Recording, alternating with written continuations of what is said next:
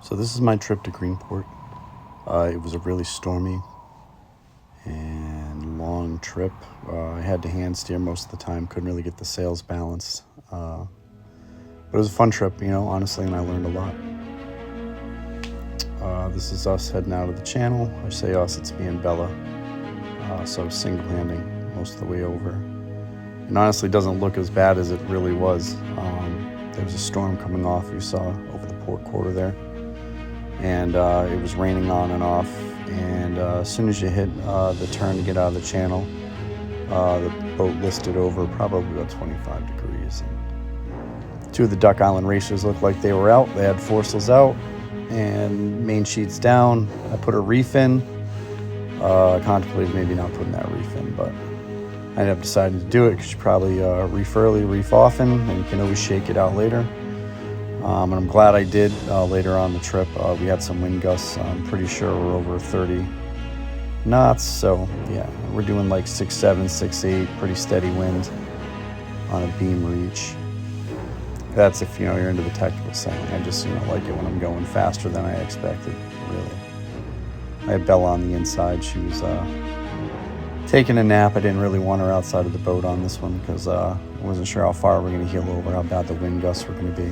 And at the best of times, plumb gut's kind of a tricky situation between traffic and swell and tide and wind. If you're asking about the mainsail there, flapping in the breeze, I have no way to tie it down once I put a reef in. It doesn't have grommets for me to tie it off. I'll figure something out eventually, I guess. Usually it just kind of tucks in there, but as you can see, we're heeled over pretty far. Not quite burying the rails as of yet, but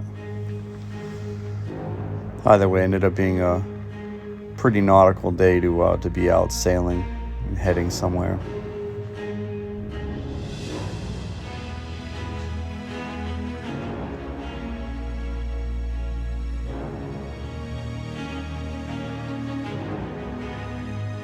I just love the clouds on this day.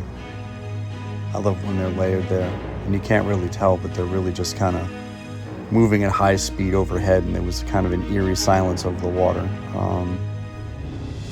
It's one of those kind of ominous days, and as you can see, we're just trucking through. I mean, for a sailboat, this is some pretty good stuff for speed, especially with a 27-footer.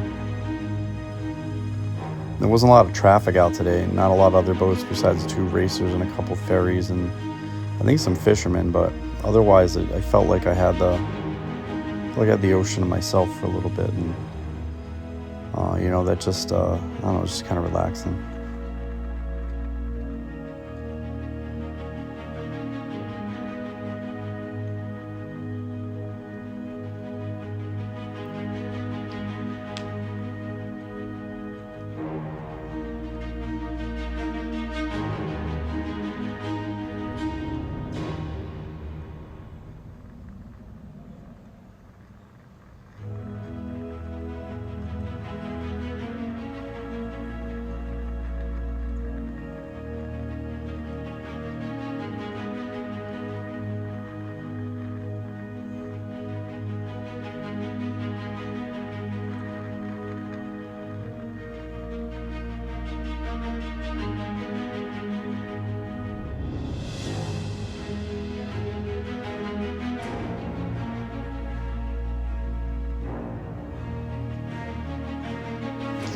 Yeah, so we had an outgoing tide right there. You can't really hear me talking, obviously. Something I guess I'm going to have to get like a microphone or something, but the wind was howling through there. But I was just about to the mid-channel markers, I think. And we had an outgoing tide, which kind of worked out great because it was speeding us along a little bit. And, it kept our course right to the lighthouse for Plum Gut, which is, it's usually that milestone turn that you got to take when heading to Greenport. I mean, I guess in an open ocean sort of scheme, it's not really all that kind of a big deal, but it gets pretty hairy over there sometimes if you're not paying attention, and if a lot of things go wrong all at once, so you could end up in a rough spot.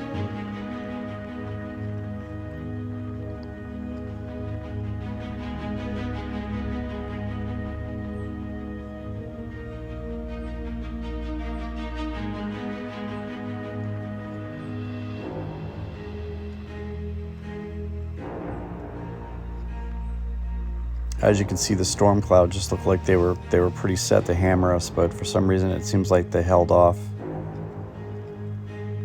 You know, for a day that I guess you would think to be particularly gloomy, it was such a pleasant day.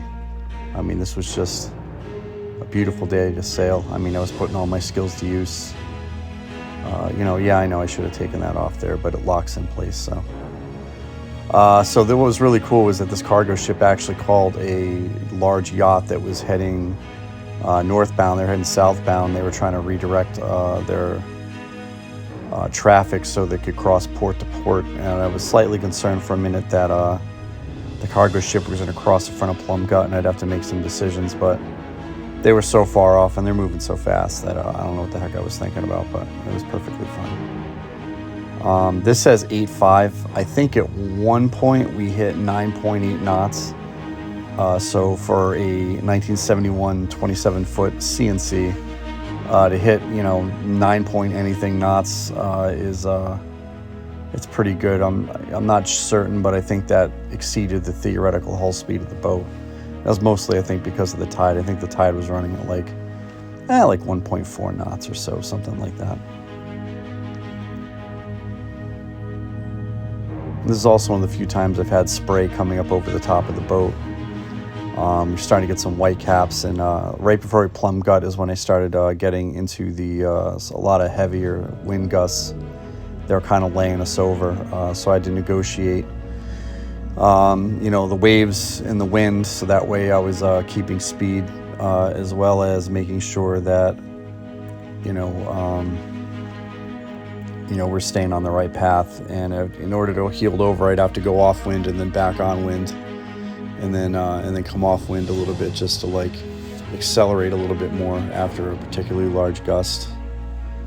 You know, one of the big concerns I had about Plum Gut was I don't like getting too close to Plum Island in case there's a problem.